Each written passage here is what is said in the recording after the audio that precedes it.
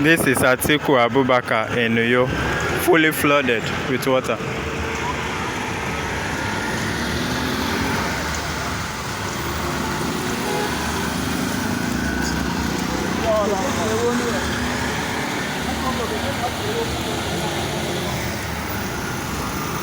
Atiku Abubakar, Uyo, Akwa Ibom State.